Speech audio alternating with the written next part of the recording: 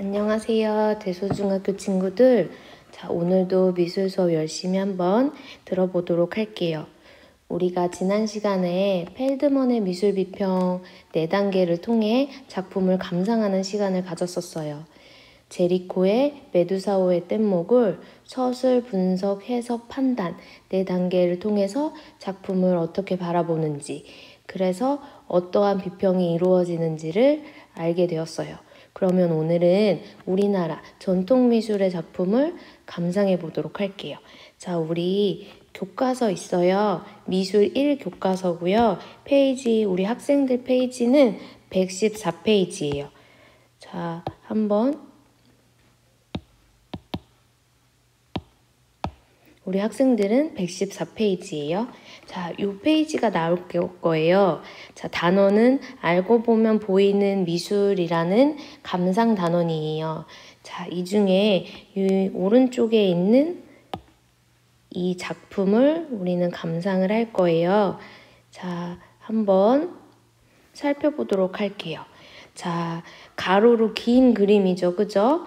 요 아래에 내용을 한번 읽어볼게요. 안견, 목류도원도, 비단의 수묵담체, 크기가 38.7 곱하기 106.5cm예요. 가로로 굉장히 길죠. 그리고 1447년에 제작되었어요. 자, 우리가 이것은 서술 단계에서 이 이야기를 찾아볼 수가 있는 거예요. 그럼 조선시대의 안견이라는 작가가 비단의 수묵담체로 그림을 그렸고, 이 그림은 가로로 굉장히 긴 그림이고 제작 방법은 비단의 수묵담체로 그렸다라고 우리가 이야기할 수 있어요. 그리고 또 우리가 서술 단계에서 이 캡션에 있는 내용뿐만 아니라 외형적인 거를 이야기할 수가 있죠. 아까 작품 크기에서 이야기했듯이 가로로 굉장히 길어요. 이것을 우리는 두루마리 형식이다 라고 이야기해요. 이 두루마리 형식은 어떻게 감상을 하는지 선생님이 설명을 해줄게요. 보통은 오른쪽부터 감상을 해요. 오른쪽부터 그림을 바라보고 왼손으로 두루마리를 펼쳐가면서 그림을 감상을 하는 거예요. 그런데 이 목류도원도는 기존에 있는 방식과는 달리 왼쪽에서 오른쪽으로 감상을 하는 거예요. 그러면 우리가 봤을 때 왼쪽부터 오른쪽 끝으로 가면서 감상이 끝나는 거예요. 그러면 한번 외형적으로 어떤 것들이 그려져 있는지 한번 볼게요.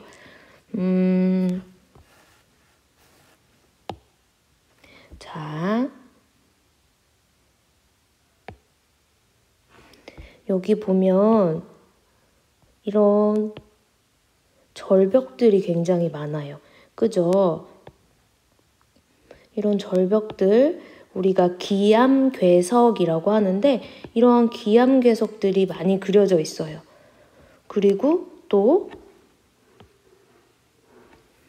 여기 보면 우리 학생들 책으로도 잘 보일 거예요. 그걸 보면은 나무 같은 것들이 이렇게 보여지죠. 그죠? 자, 또 여기 보면은 물가 같아요. 그죠? 우리 친구들 한번 선생님 확대 한번 해볼게요. 잘 보일까요? 여기에 뒤에 강물 같고 여기는 바위, 작은 바위들이 있고요. 이러한 것들을 보았을 때 풍경을 그린 것 같다라는 거를 우리가 어느 정도는 알 수 있을 것 같아요. 자, 그러면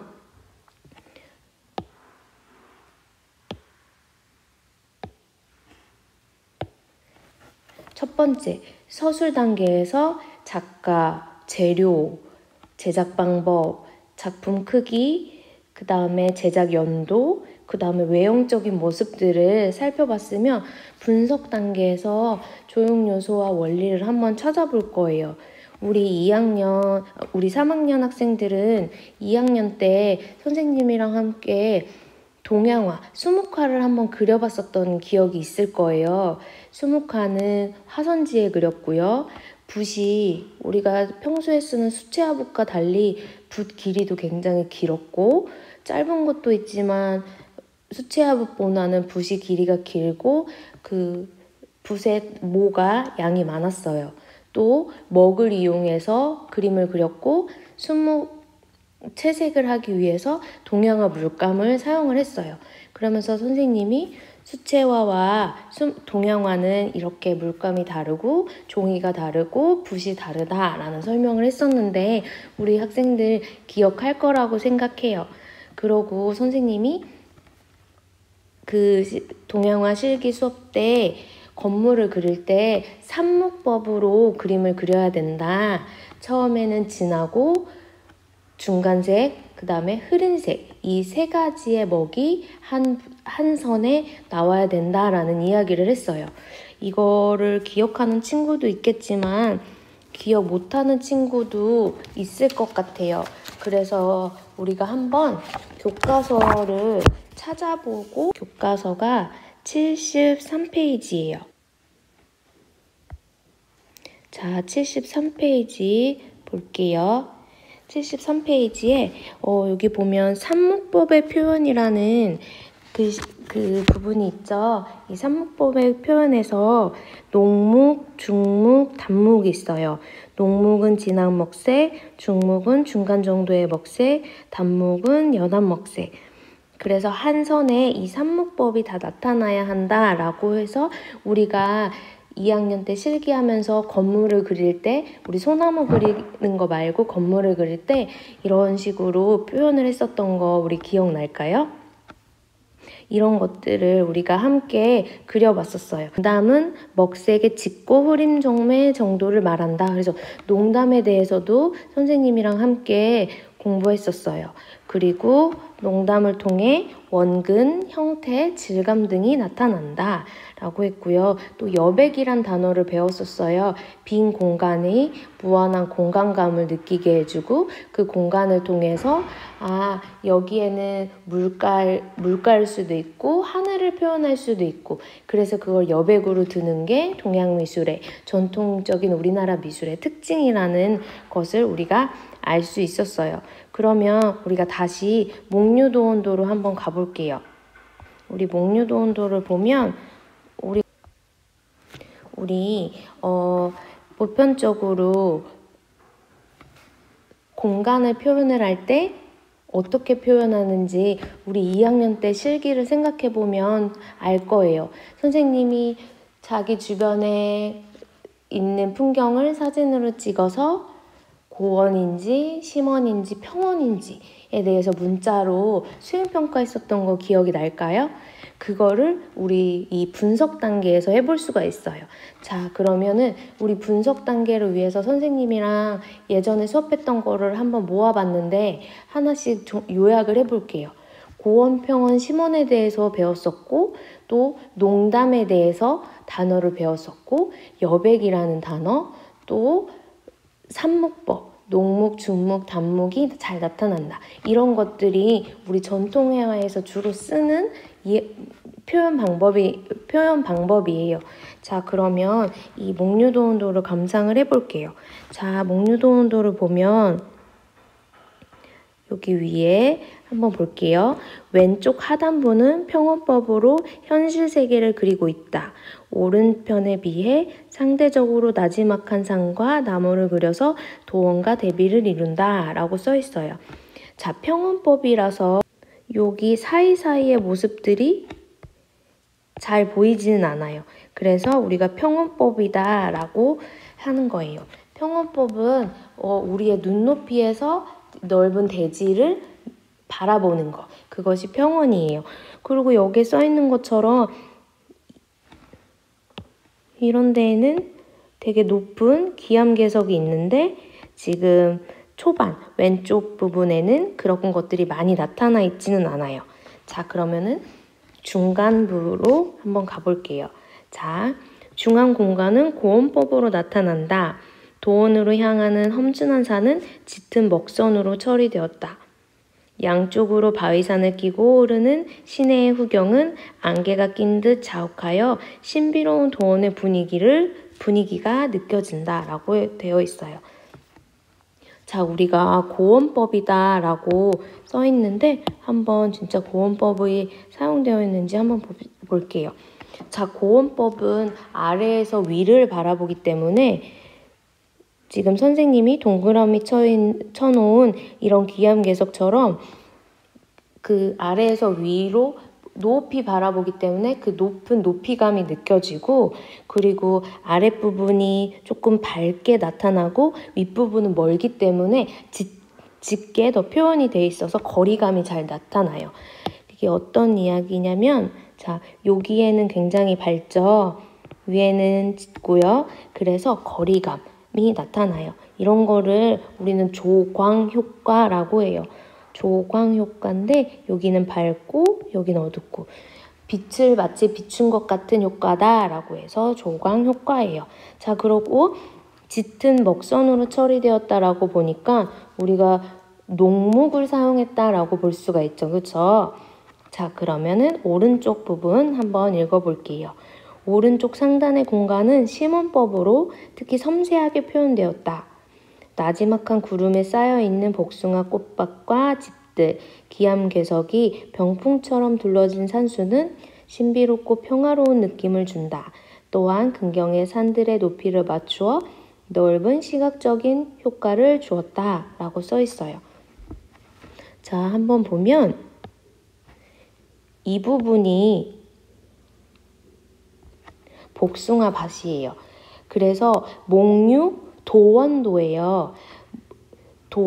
복숭아를 복숭아 밭을 그렸다라고 이 제목에서도 알 수 있어요. 자, 도원의 풍경을 그린 건데 복숭아 밭이에요. 우리가 확대해서 이따 볼 건데 우리가 흔히 말하는 분홍색, 핑크색으로서 담채를 했는데, 우리가 복숭아가 열리면 꽃들이 핑크색, 분홍색이에요. 그래서 그것을 이런 식으로 섬세하게 채색을 해서 그렸어요.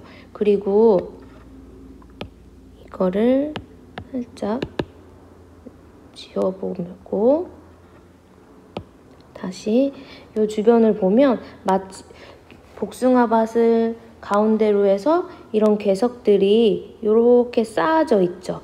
마치 보호하듯이 이렇게 병풍처럼 쌓고 있어요. 그래서 이곳은 기존에 있는 왼쪽 하단부, 중앙부 그림과 다르게 이쪽에는 무언가 특별한 것이 있다라는 느낌이 들어지고, 그리고 왼쪽 그림과 중앙 그림과는 다르게 신비롭고 평화로운 느낌의 장면을 보여주고 있어요. 자, 그래서 이거는 위에서 아래로 바라보기 때문에 복숭아밭의 모습이 잘 나타나요. 그래서 심원법이에요.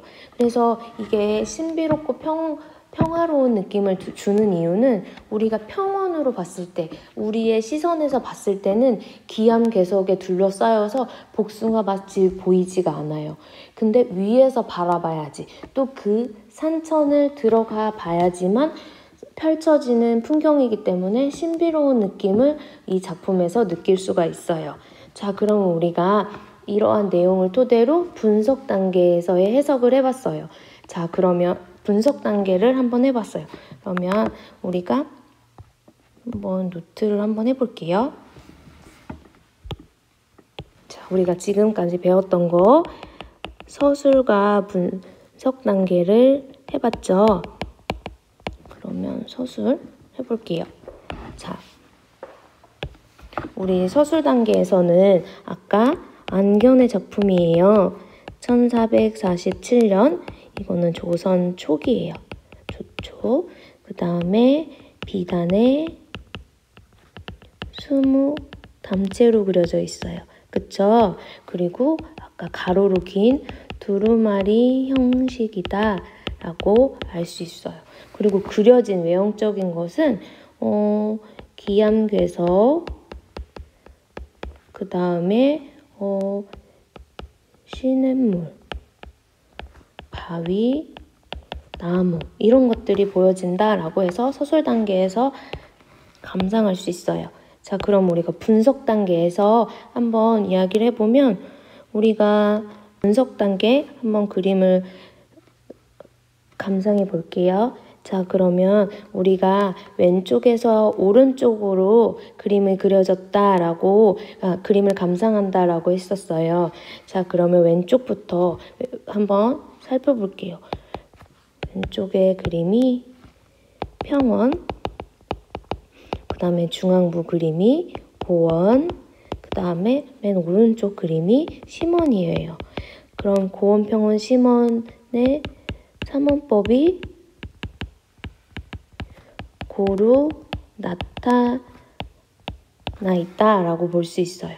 자, 또 두 번째 보면 아까 그 고원법이 사용된 중앙부를 보면 아래에서 위로 바라봤기 때문에 농목의 사용, 농목과 단목, 연안목의 사용이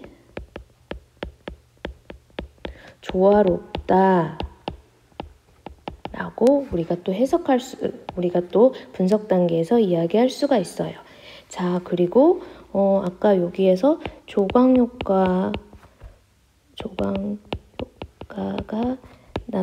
나타나며 기암괴석의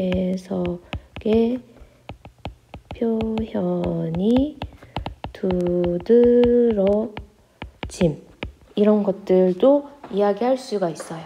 그리고 또 뭐가 있는지 한번 생각해 볼까요? 우리가 그 목류도운도를 교과서 한번 살펴보면 거리감이 잘 나타나요. 가까운 거는 진하고 먼 것은 흐린 그런 거리감, 공간감이 잘 나타난다 라고 볼 수 있어요. 자, 또 한번 보면 아까 맨 오른쪽 그 도원을 그렸던 그 부분에서 복숭아를 채색을 했다 그랬죠. 그죠? 복숭아 밭을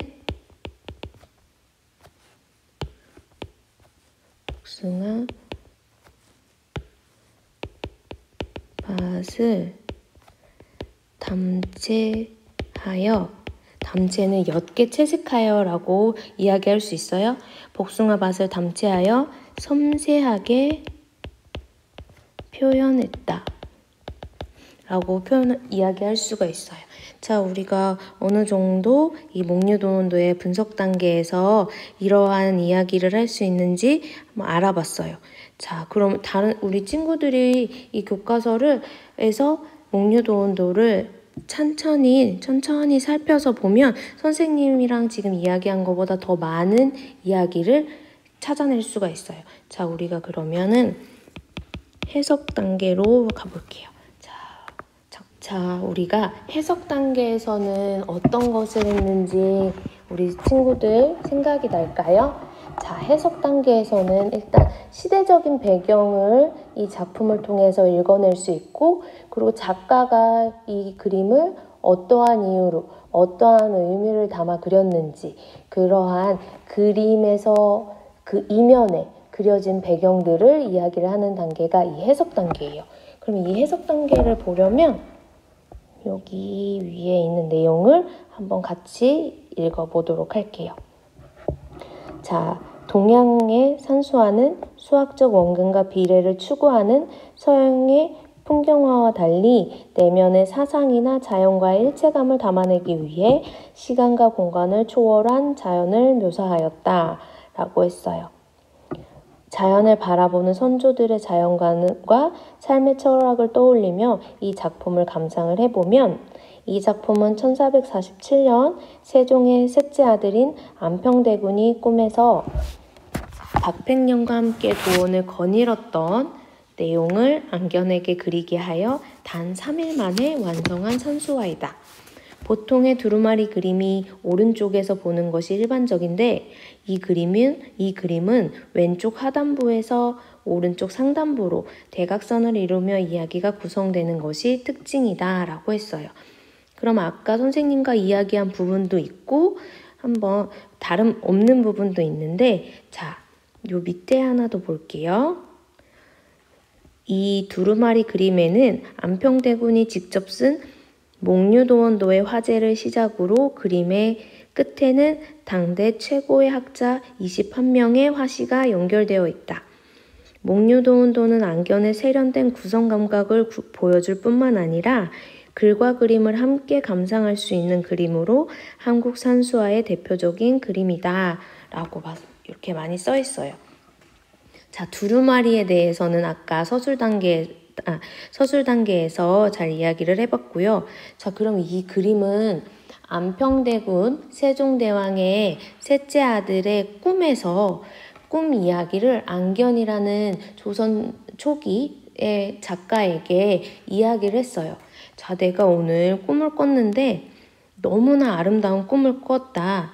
내가 박백년과 함께 이러한 산수를 거닐다가 도원을 발견했다. 그래서 그 도원이 너무 아름다워서 자네가 그림을 그려줬으면 좋겠어 라고 이야기를 했겠죠. 그래서 안견이 그 이야기를 듣고 안평대군의 꿈 이야기를 이렇게 3일 만에 완성을 한 거예요. 그래서 목류도원도라는 제목을 갖고 있어요. 자, 그러면 첫 번째 해석 단계에서 감상할 수 있는 그 이야기는 안평대군의 꿈 이야기를 안견이 그린 것이다 라고 볼 수가 있죠. 자, 그리고 두 번째, 우리가 당시 시대를 알아볼 수가 있는데요. 안평대군은 세종의 아들이에요. 그때 첫째가 문종, 둘째가 수양대군, 셋째가 안평대군이라고 우리 역사 시간에 공부를 했을 거예요. 이때 안견은 안평대군의 지지를 받으면서 많은 작품 활동을 했었어요.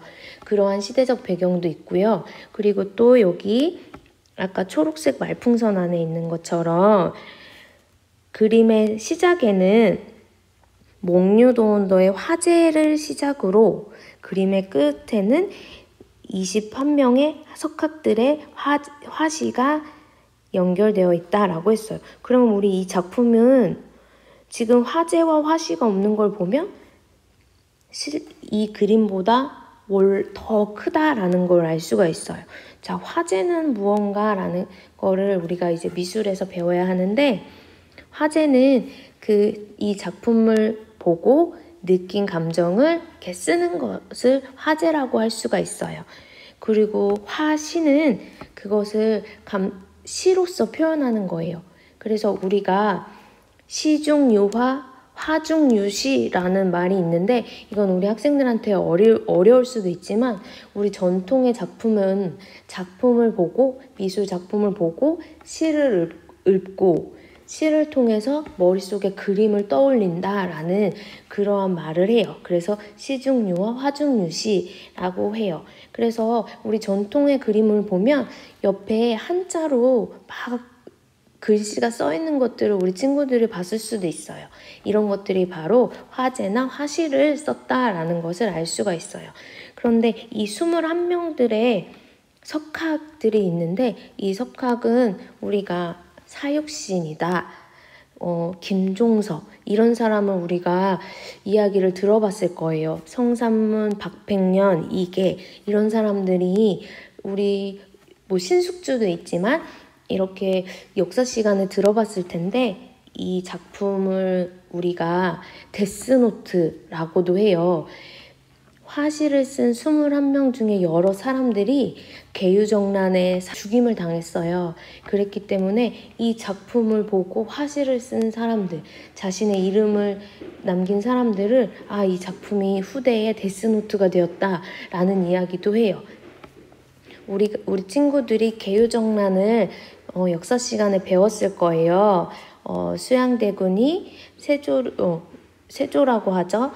수양대군이 왕권을 갖기 위해 안평대군과 그 주변에 안평대군을 추종하는 사람들을 이를 안 좋게 해서 그 계유정난을 일으켜서 그 사람들이 죽임을 당하는 그러한 역사적인 사건이었어요. 그때 많은 사람들이 이때 이제 안평대군은 유배를 떠나고 사육신은 죽임을 당하고 이러한 내용들이 역사적으로 있는데, 그 부분을 이 목류도원도와 관련지어서 이야기하는 그러한 해석도 있어요. 그래서 우리가 이 해석 단계에서 한번 이야기를 해보면요. 자, 안평대군의 꿈 이야기를 안견이 그림이라고 이야기할 수가 있어요. 자, 안평대군의 꿈 이야기를 안견이 그림, 그리고 또 21명의 석학이 작품에 찬시를 썼으며 이는 수양대군이 일으킨 계유정난의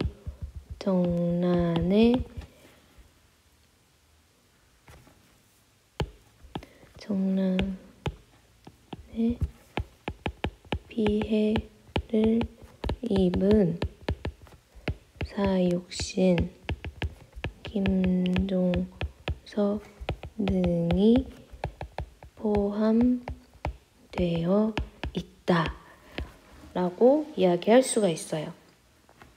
자, 그리고 우리가 한 가지 더 이야기를 할 게 있는데 우리가 지난 2학년 때 실기에서 우리 주변의 풍경을 사진으로 찍고 그 풍경을 그렸어요. 그럼 그 풍경은 실제 하는 풍경인 거잖아요. 그거를 우리는 진경산수라고 할 수 있어요. 진경산수는 사원인 정선에 의해서 나타났는데 그것을 실제 경치를 그렸다라고 해서 실경산수 중에 하나예요. 그러면 이 실경산수의 반대, 우리가 직접 보고 직접 사실적으로 있는 풍경이 아닌 꿈속에 있는 거, 상상 속에 있는 산수를 그린 거를 우리는 관념산수라고 해요. 그러면은 우리 목류도원도는 실경산수일까요? 관념산수일까요? 그쵸? 관념산수예요. 꿈 이야기를 그렸기 때문에 실제 복숭아밭이 있는 이런 풍경이 아니라 안평대군의 꿈속 이야기이기 때문에 우리는 관념산수라고 해요. 그러면은 아름다운 복숭아밭의 꿈 내용을 상상하여 그린 관념산수이다. 이런 것들도 이 해석 단계에서 이야기해 볼 수가 있어요. 그럼 우리가 마지막 이 판단의 단계에서 이야기를 한번 해볼게요. 자, 우리가 쭉 작품을 서술에서부터 해석까지 감상을 해봤어요. 그랬을 때 어떠한 느낌이 드는지 한번 우리 친구들이 기존에 처음에 감상을 했던 처음에 이 작품을 보았을 때의 느낌과 쭉 감상을 한 후에 느낌이 어떤지 참 궁금한데 전기 관념산수로는 정말 최고의 작품이에요. 현재 우리나라에는 없죠.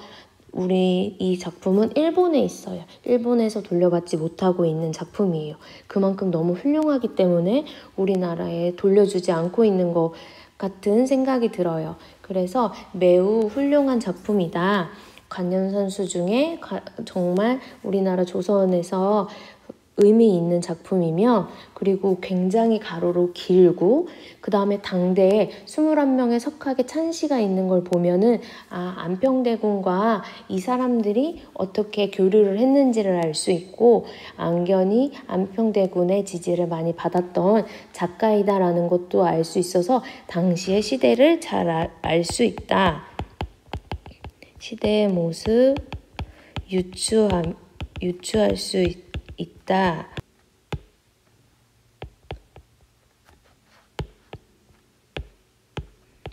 조선 전기 관념산수의 모습을 알 수 있다라는 평가를 할 수가 있어요. 자, 우리 한번 다시 작품을 보면서 수업을 마치도록 할게요.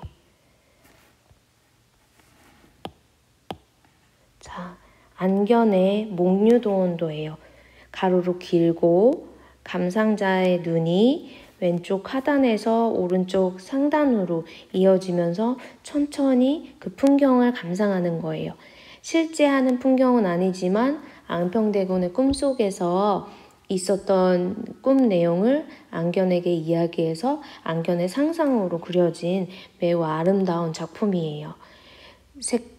먹의 쓰임도 굉장히 훌륭하고 아름답게 표현되어 있는 작품이에요. 자, 우리가 오늘은 이 앙견의 목류도원도를 한번 감상해 봤어요. 펠드먼의 미술 비평으로 서양의 작품도 감상할 수 있지만 우리 동양의 작품도 이렇게 감상을 할 수가 있어요. 자, 그러면은 오늘